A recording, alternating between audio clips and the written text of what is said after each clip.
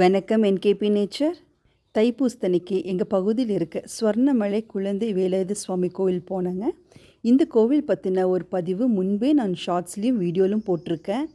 அன்னைக்கு நான் போனப்போ வெறும் நாளில் போயிருந்தேங்க. இன்றைக்கி விசேஷ நாட்களில் போயிருக்கேன். பாருங்கள் எவ்வளோ அழகாக அலங்காரம் பண்ணியிருக்காங்கன்னு சொல்லி. முந்தின நாள்லேருந்தே விசேஷம் நடந்துகிட்ருக்குங்க. மத்தியானம் திருக்கல்யாணம் பண்ணியிருக்காங்க. சாயங்காலம் பௌர்ணமி பூஜைக்கு ரெடி ஆகிட்டுருக்காங்க.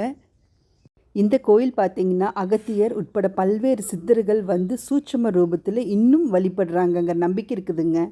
நம்முடைய நியாயமான வேண்டுதல் எதுவானாலும் தைரியமாக வந்து இங்கே கும்பிட்டோன்னா நிச்சயமாக நடக்குங்க. எனக்கு அனுபவம் இருக்குது. போன முறை வந்தப்போ நான் முருகரை வீடியோ எடுத்து போடலிங்க. ஆனால் இந்த தடவை நான் போட்டிருக்கேன். பாருங்கள் எவ்வளோ அழகாக முருகர் இருக்காருன்னு சொல்லி. விசேஷ நாட்களில் இவ்வளோ அமைதியாக மேற்கு தொடர்ச்சி மலையில் இயற்கை எழில் சூழல மிகவும் அமைதியாக அழகாக இங்கே வீற்றிருக்காருங்க முருகர். இதோ பாருங்க கோயிலின் நாயகன். ஓம் சரவணபவா.